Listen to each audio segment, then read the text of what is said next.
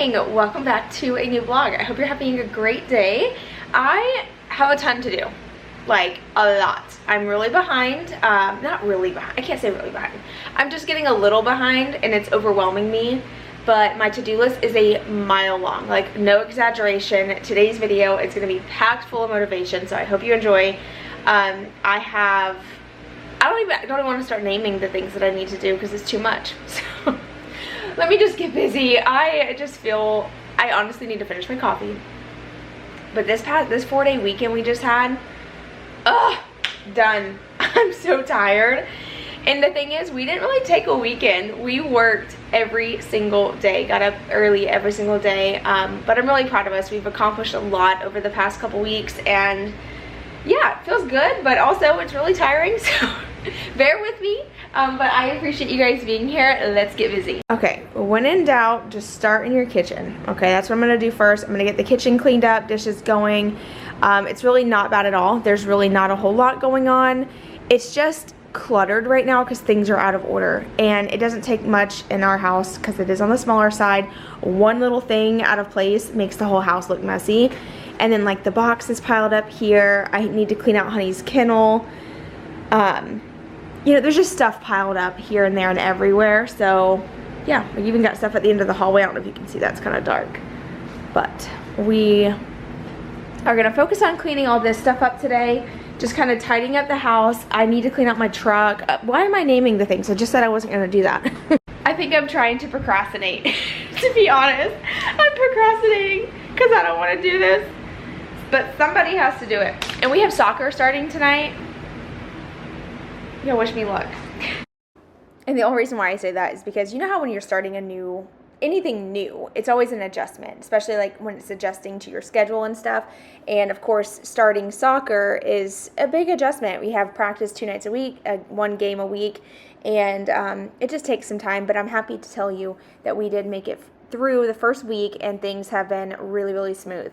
And I'm really proud of my daughter because she hasn't played soccer in a long time, and this is actually the first time we played sports in a couple years.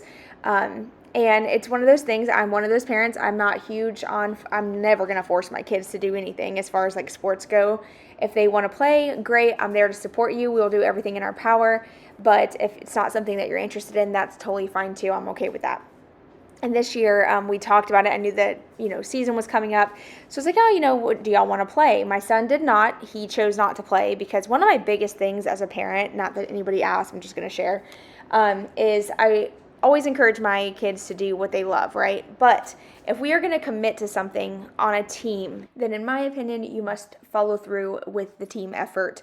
You are part of the team. They expect you to be there. They count on you. I think it's important to teach your kids what team effort is and commitment, because if you don't, then they will think they can just quit anything in life, and that's just not the way life is. You have to commit. If you commit to something, you have to follow through. So that was like my biggest thing, and we talked about it. My son decided not to play any sports this year, which I was totally fine with because we did that one year with him back whenever he was like in kindergarten. And, nobody really talks about this kind of stuff, but if you're a mom and your kids are starting school this year and maybe they're struggling, I just want you to know you're not alone, because my son struggled. I'm not going to share all his business, but I will tell you it was tough the first year because he did not want to go. And every day it was a fight at the car line. It was just trying to encourage him to enjoy school and love it, and he did not. No matter what, he did not like it, did not want to be there.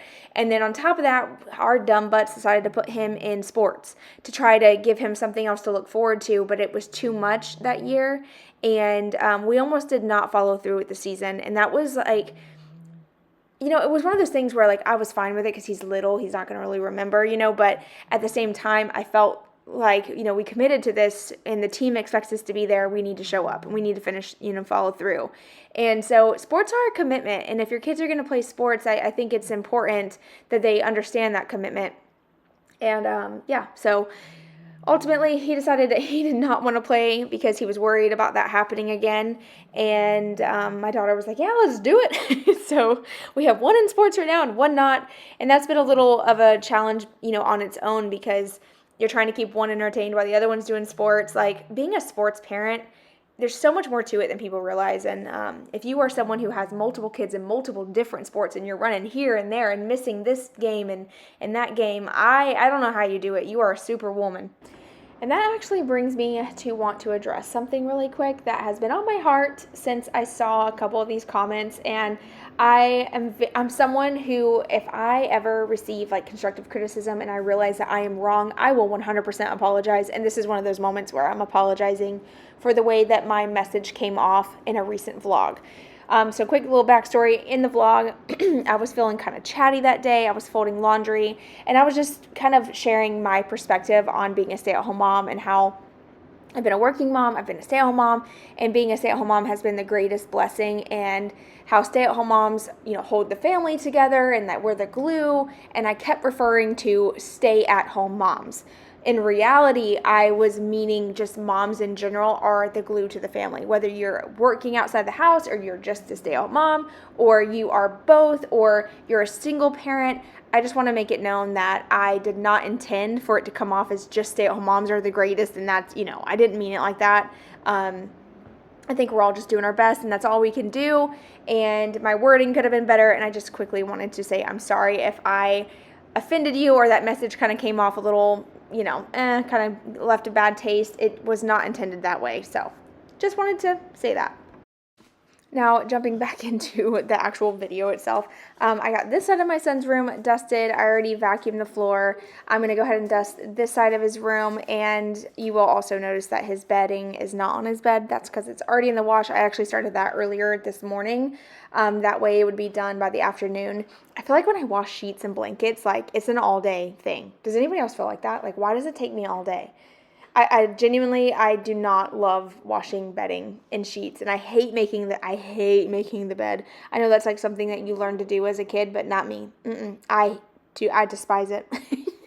And it's crazy because I know so many people like swear by making the bed every morning. And don't get me wrong, like there's some weeks where I'm like on my game and I'm like, okay, make the bed first thing, but I don't always stick to it. And I would love to hear in the comments, if you make your bed every morning, let me know. And if you don't, let me know as well. We're about to find out. How many of you versus how many of you don't make your bed? Let's see. I actually saw this one time where it said that people who let their bed air out actually have cleaner beds because people who make their bed are more likely to have like dust mites or something like that. Like, what? Who thinks that's true? I don't think it's true. I think it's just somebody who doesn't want to make their bed just trying to come up with something. They're trying to make an excuse, but I don't know. It could be true. Maybe we should Google it. Should we Google it? Every now and then I like to do this. Let's do like a little fun fact. Is it true that a unmade bed is healthier? Let's see. Oh, what? You guys. It says, yes, it is true that leaving a bed unmade can be healthier because it helps to reduce the dust mite population by drying out the moisture and warmth trapped in the bedding. Dust mites, which thrive in humid environments, feed on skin cells. Ew, yuck. Wow. So technically my bed is healthier. I'm joking. Y'all, if you make your bed, I don't think your bed's dirty. I just want you to know that.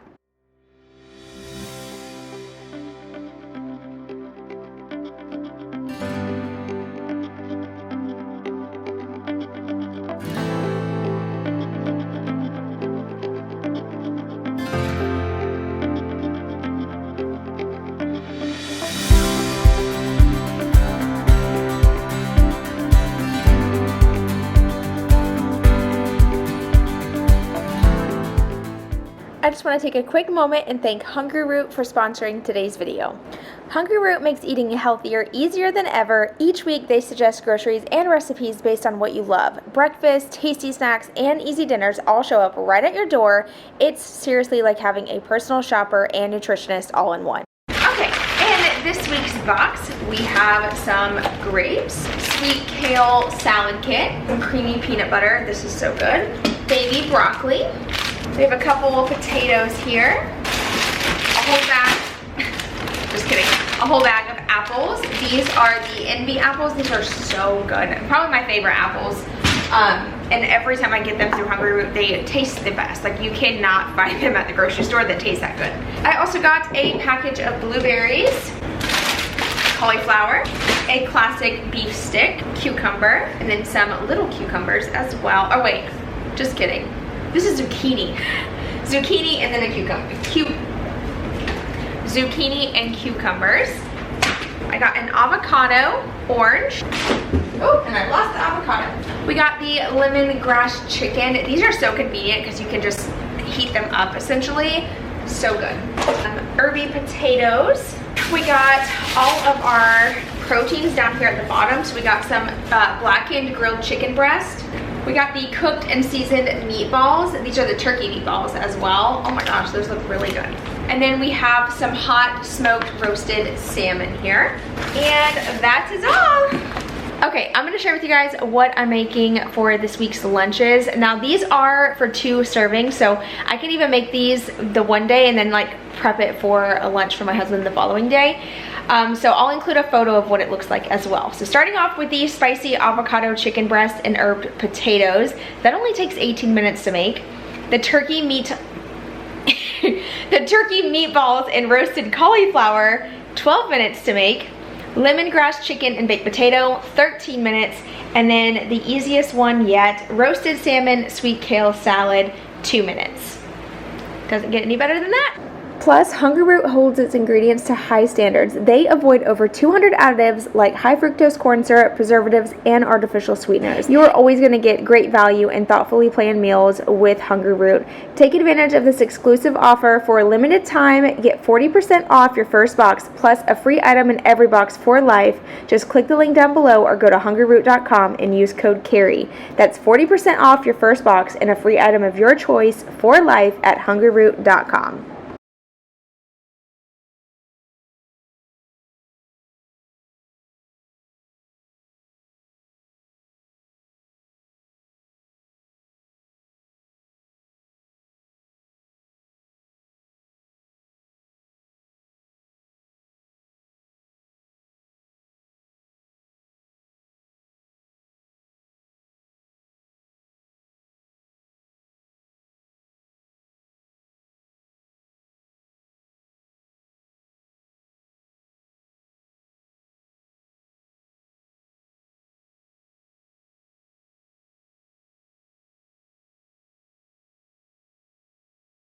So I'm just quickly vacuuming it out. Whoa, that did not come out right. I'm vacuuming out Honey's kennel. So I say Honey's kennel because this is pretty much her kennel. This is where she sleeps all the time. She loves to be in her house. We call it her house because that's, to them, it's their safe space. And my dogs were always kennel trained. The only dog that was not kennel trained was Knox. Which, I mean, he was kennel trained. We kept him in there when he was a puppy, but once he became house trained, like, he didn't have to be in a kennel. And the difference between Honey and the other dogs is Honey, when she was a puppy, y'all, she was a menace. Let me tell you something. That dog would eat anything and everything. She used to, back when she was a puppy, before we had all the other dogs, her and Little, actually, we had them together. Little's going to be 16. Honey is 11. So Little was, like, always really well behaved, everything. We got Honey, and she would literally get on top of my table. She would tear things up. She ripped the carpet up in our rental. Oh, she was bad, you guys, like, so bad. She would eat anything. I'm not joking you. I came home one time to my, like, artificial flowers that I loved being torn to shreds all over the dining room. And that was the moment where the kennel was introduced. And we ended up crate training her because you couldn't leave her out, not only just for the house purposes, we wanted to keep a decent house, it was for her own safety because there's no telling what the girl was going to eat. So if you're ever wondering why we have a kennel and why Honey's in it all the time, that's just where she loves to be. Like, it doesn't even have to be shut. The kennel, it's wide open right now. The door's wide open, and guess where she's at? She's in her house, laying down. And then for those who have asked about Little, so she's our Dachshund and Doberman Pinscher mix. So if you didn't know, I do have 4 dogs. We have Knox, Honey, Zoe, and Little. So Little is the Dachshund and Doberman. She is the one who does not come out that often. You'll see her kind of run through the house sometimes. She's a small dog. She is at that age. There's no other way to put it. She's just at that age where she's kind of grumpy. She doesn't really care for the other dogs at this point in time. She likes to be alone. She actually stays in my daughter's room. Either she's under her bed or on the bed, or she'll make like a little, Maya will make like a little pallet on the floor for her. But that's just where she likes to be. And if my daughter's not home, you will rarely see her. Like, she just doesn't come out. She waits till my daughter gets home.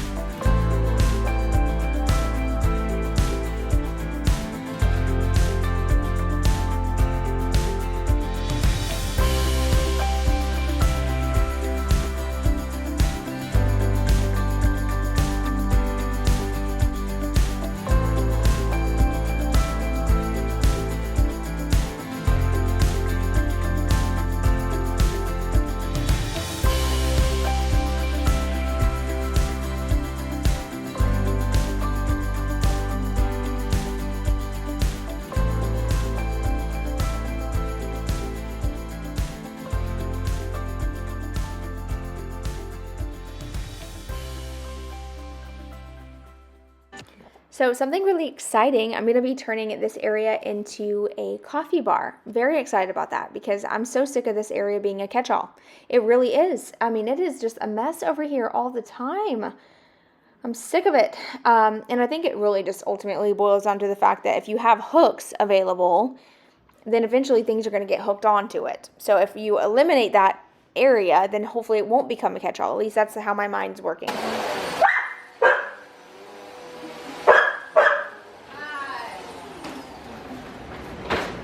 Barking like that. You sound like a little girl. Oh, what?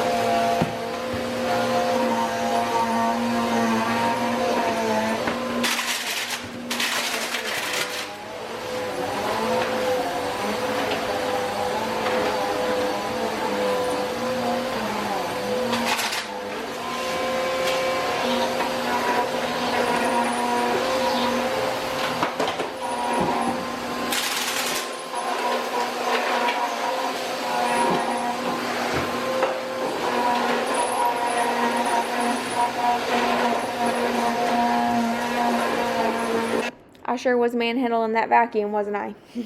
But anyway, moving on, I got a new membrane solution air purifier filter for my air purifier. Now, I've had these purifiers for a long time. I love them. They work great. You'll see here in just a minute why I love them. Wait till you see how nasty this filter is. This is what it was supposed to look like. And then this is what it actually looks like right now. Pretty bad. But these do help a lot with the dust, dog hair, and just making peace of mind. Let's just be real. Peace of mind. Wow. Yeah, it's pretty gross. So anyway, I'm going to replace this. I'm actually going to put this back in the living room, though. I had it in here because we accidentally, were burning down the kitchen with the oven the other day. And so I had it in here trying to get some of the smoke smell out. But I'll put this back in the living room. That's typically where I keep it, just because that is such a high traffic area going from the bathroom and the kids' rooms. They're constantly running back and forth, but that's also where our HVAC closet is. So this kind of helps keep some of the dust from going in there. And then this is very random, but when I was at Lowe's the other day, I happened to just see this on an end cap. It's a fire extinguisher, and it's something that we have never had in our house. But I think it's something important to have and to also show your children where it's at. So I got me a fire extinguisher for the kitchen. And I know earlier I was saying we were burning the kitchen down. I didn't mean it like that. We just had a lot of smoke in the oven. For some reason, my oven smokes so bad. If anything falls on the bottom, it just gets so smoky in this house. It's terrible. It's the worst oven I've ever had in my life. But whenever that smoke happened, I realized, we have no way of like putting out a fire except for like blankets and like, throwing blankets on it to smother it. I think it's really important to have a fire extinguisher on hand. You should probably even keep one like in your vehicle. I've heard of people doing that, like always having like a fire extinguisher with you. It's age. Age is getting me, y'all.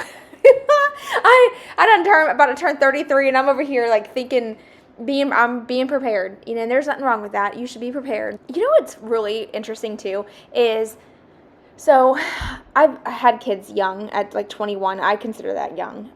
It's not as young as some, but just 21 is, an early age to start a family.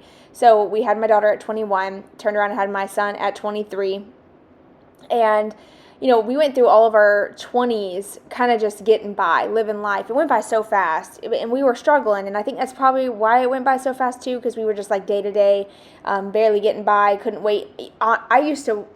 It's really sad. I used to wish the day away whenever I was back in the day. I did. I wish the days away a lot. I'd be like, I can't wait till tomorrow. I can't wait till the end of the day. I can't wait to go to bed. Like, I wished my days away, and now I wish for more time. And it's really sad because I think a lot of it back then was because of, just financial struggle mostly. But because I was like in the thick of it with the toddler stage, and, you just can't wait for your husband to get home to be with you and help you and to have like companionship again, because those phases of life are really lonely too, because you're home alone and you have no one to talk to. And like, yeah, maybe you're on like social media or you talk to your friends here and there, but it's different when you have someone with you and like physically there connecting or helping you with the kids and that kind of thing. But then sometimes, like, even whenever your spouse is there, you feel like you're not connecting because you don't have time. Like, your life revolves around your toddlers and in the baby phase, and that's part of life. And so just like a little encouragement real quick, if you're in that phase, it does get better. I promise you, it does get better. I remember us feeling like, oh my gosh, this is so hard. Like, we don't have no time to ourselves. Like, God forbid you have a conversation and it's mom or a knock at the door and it's like, oh my goodness, you lose that connection, but eventually you will get it back. It does get better too. It's interesting because I feel like we're in a phase right now where our kids are at a great age. This has honestly been one of the funnest phases that I've ever had as a mom so far. And I don't know if it's going to get better or harder as they get older. I hear some people say that the teenager phase is really difficult, but also that it's really fun. But we're in that phase right now where the kids still want to be around us, but they're old enough to like have conversations and laugh, and they're funny. And it's just, I'm loving life. And people say that your 30s are your best years, and I'm starting to believe them. I'm starting to believe them because I'll be 33 in December, and I feel like this past year in particular, I've been working really hard on just like bettering myself and I don't know, just being content and stuff, and I do feel really happy and just grateful to be where we are, like it feels different. It's so hard to explain, but I feel like whenever I first turned 30, I remember being like, oh, people said 30s were going to be great, and then I went through like a hard year. It was so hard, and then 31 was getting better, but it was slow, but 32, it feels pretty good. 33 is going to be a good year. And 33 is like, I don't know. I see threes all the time. Maybe 3 is my lucky number. Who knows? But 33, definitely, I feel it. Feel it in my bones. Speaking of it, I actually want to get back on my, like, workout routine and, like, buckle the heck down. I want to feel and look my absolute best in my 33. Like, my 33rd, what am I trying to say? 30, what is it? What would it be? 33? How would you say that into a sentence, y'all? Please somebody tell me. My 33rd. I cannot. I gotta Google this. 33rd, 33, when I turn 33. What am I trying to say? This is hilarious. I can't know. It's 33rd. Why does that sound so weird to me when I say it out loud? I don't know, but I just Googled it. And listen to this. It said a 33rd birthday marks a significant moment representing a blend of youthful energy, increased responsibility, and a time for reflection and personal growth. In some cultures, viewed the age 33 as sacred and special. It's the Jesus year, believed to be a period of profound importance. This birthday is an opportunity to celebrate achievements, plan for future, and enjoy life with common traditions, including well wishes, gifts, and parties. What? That's awesome. And isn't that crazy? Because I feel like this really is my year, like, coming up. I mean, I feel like I've been working towards it, but 33 just seems really special to me. And it makes me want to work on, like, my physical health, mental health, like, just honestly working on being the best version of myself the entire year. Not just the start of the year, not just the end of the year, like, the whole year, 33 being my year. Like, that's what my goal is. So, girl, I'm about to work on it. Working on it starting today. I actually haven't worked out in a couple days because I've been busy. Just busy. Honestly, ain't no excuse. I'm just not doing it. But I'm going to, and like I said, it's going to be my best year. So if you want your next year to be good, girl, work with me. We're going to work together to, like, work it off, because my birthday's not until December. So technically, if you start now, you'll have a really great beginning of the year, because, I mean, obviously December's right before January, so it'll give you a good start. So follow me on Instagram or TikTok. I'll share, like, my workouts and stuff there. I try to, like, include them here, but sometimes I feel like I don't want to bore you. I don't know. I second guess myself, and I'm also working on that too.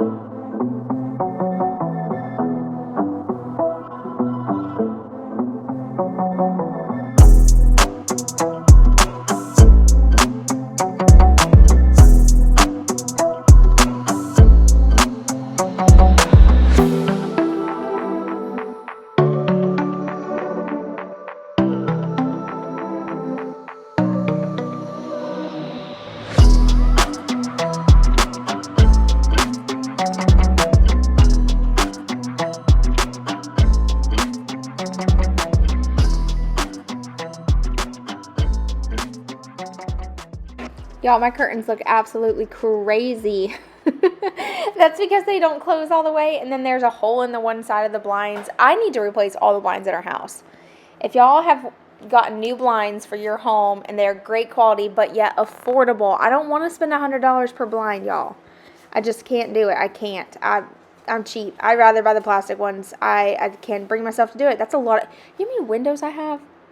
Which the front two windows are already done, but my bedroom needs to be replaced. The kids' rooms need to be replaced. That's 1, 2, 3, 4, 5, 6, 7. We're talking $700, $100 a blind. I'll be darned. There's no way. No way. I'm kind of thinking about just going and buying the plastic ones, because it's better than not having decent blinds. Mine just have holes in them. They're, like, gotten dry, rotten over the past, like, 6 years. So I need to do that. But I really want the kind that you just, like, hit the button. It's like, I would love that, because sometimes I'm lazy and I don't want to get up to shut the blinds. But now moving into my daughter's room, I'm going to quickly make her bed. You will notice that if you watch this bedroom makeover, I used some curtains that we had on hand, and they were like the darker color, and I had curtains up on both windows. But one of the curtains fell because the kids were roughhousing, and instead of hanging them back up, I told my daughter, I was like, why don't you just take all of them down for now, and we'll just see how the room looks, because before we put the curtains up, I actually loved the way her room looked without curtains. It just felt so fresh and bright and airy, and sure enough, it does. It just, sometimes, like, I think curtains really do bring a space together, but sometimes I feel like they can kind of close a space in and make it feel dark and kind of gloomy, and I think the curtains were doing that for her space. So I think getting rid of those really made a difference in here, and everything just seems to, like, I don't know, just flow better. I did also pick up some new rugs a while back. I actually was going to share these back when I did my fall decorating video, but I just never got around to putting them down, and I really wanted to mop that day, and I didn't get a chance to, so since today I mopped and the floors are all clean, I want to go ahead and lay out my new rugs. I will say they're not as orange, or wait, I'm sorry. They're not as beige as I thought they were going to be, and I think it's because my floors are gray. I think that because my floors are so light gray, they look really, really orange to me, versus what they look like in the store. To me, they just look like a darker beige color, but they're very orangey looking. I think for fall they're fine, but that's not exactly what I was hoping for.